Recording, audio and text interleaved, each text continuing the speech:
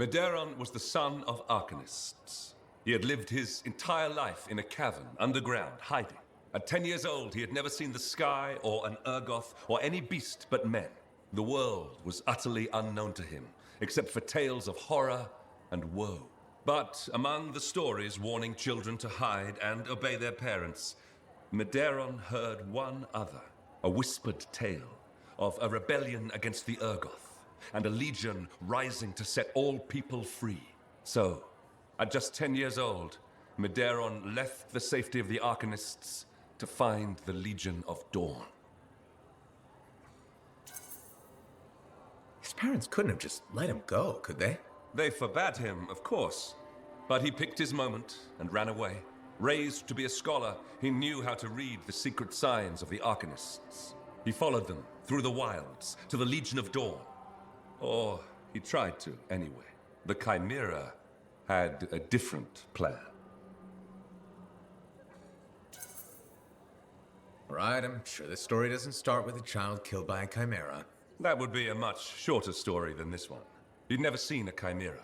He'd never even seen a grabbit, but he was a very good student. He learned all the warning signs that he was being hunted, and remembered stories about laying false trails. He led the chimera on a long and winding path through the rocks, back and forth. He could never shake the creature, but it could never find him. Then the other hunters came. General Tarsis, in the first Javelin ever made. Testing her new armor, she found the chimera stalking the boy. Lucky for Midderon. No luck about it. Tarsis followed his trail, just as the chimera did. She was just learning the Javelin. No one knew what it could do, not even the man who made it. Not trusting her suit's strength in a fight with the chimera, she lured it into chasing her instead. While it ran after Tarsis, Leotrel found the boy and spirited him away to safety. After all that, he just went home again? That's not much of a story. I said safety, not home. They took him to their own camp, where the Legion hid at the time. When Tarsis asked where he lived and who his people were, Midderon replied, "You're my people." The others tried to persuade him to return home, but after a long moment, Tarsis said, "He is home." From then on, Midderon served as a page to the Legion of Dawn. Eventually, he became a Legionnaire himself. But that's another story.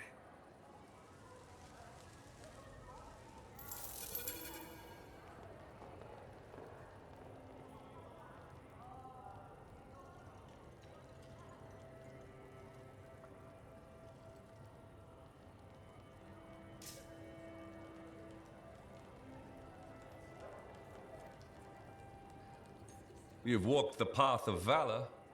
By now, I suppose that's not really a surprise. It's time to tell you how the Freelancers began. Midderon was raised by the Legion of Dawn.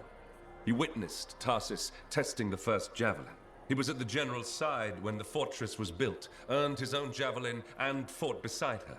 Even at the Battle of Anthem Pass. Of the company that stood with Tarsis and held back the Urgoth, only Midderon survived. I didn't know anyone survived the Battle of Anthem Pass. It's easy to forget, since most stories focus on the General's death. In grief, the Legion tore itself in two. Half went with Magnastral, half with Arden Vasa, and one Legionnaire, who went with no one.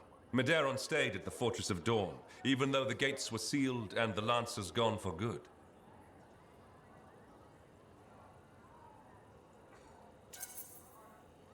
You said this story was about Freelancers. None of us were at the Fortress of Dawn. Of course not. It was locked up tight. Alone in the courtyard, Midderon heard a distant roar. Okay, that's better. It was a sound he remembered, for it haunted his dreams.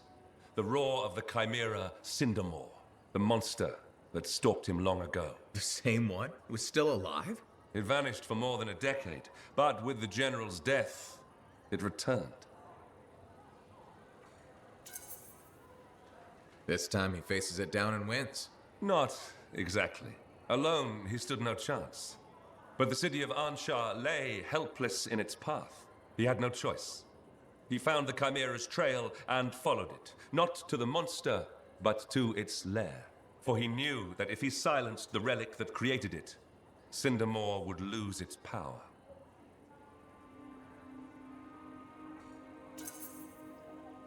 That's a much better idea, but it doesn't make for a very heroic tale. Well, it might end up both. Midderon found the relic, though the monster was right beside it. But he had plenty of experience in laying false trails. Midderon woke the Chimera, and it chased his false tracks while he slipped past and silenced the relic. Cindermore fell, and the Lancer finally defeated the beast that stalked him long ago. In that moment, Midderon knew his calling, to walk the path of valor, even if he walked it alone.